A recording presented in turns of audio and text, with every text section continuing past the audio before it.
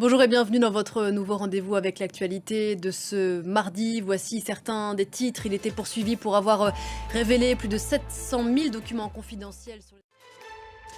C'est une image très furtive d'un homme arrivé peut-être au bout d'un long marathon judiciaire, celle de Julian Assange, lanceur d'alerte devenu l'un des symboles de la liberté de la presse. Écoutez la réaction d'Antoine V, qui est l'un des avocats de Julian Assange.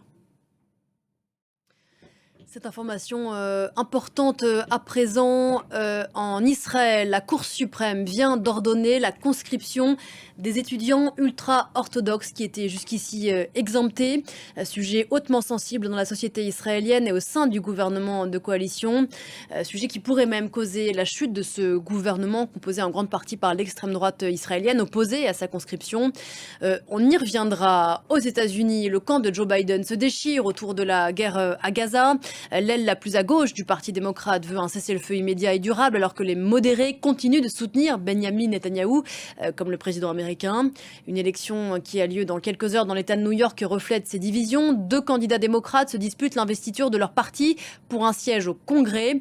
Reportage Fanny Chauvin. Ce sont des mots qui, dans la bouche d'un président de la République, pèsent lourd à quelques jours d'une élection nationale. Si imprévisible, Emmanuel Macron accuse les programmes des deux extrêmes, celui de l'extrême droite et celui de la France insoumise, membre de la coalition de la gauche unie, de mener, je cite, à la guerre civile, propos tenus dans un podcast enregistré par le chef de l'État. Écoutez. Des propos qui font beaucoup réagir ce matin. On y reviendra dans nos prochaines éditions. On en vient à cette journée sous tension, sous très haute tension au Kenya. Image des rues de Nairobi pour une journée de grève nationale et des manifestations contre les projets de réforme fiscale du pouvoir. Nouvelle étape d'un mouvement de contestation inédit au Kenya mené par la jeunesse et qui a gagné l'ensemble du pays en moins de 2 semaines. La police, visiblement, a tiré des balles en caoutchouc sur les manifestants. Là encore, on y reviendra. Une question de football à présent, jouera pas.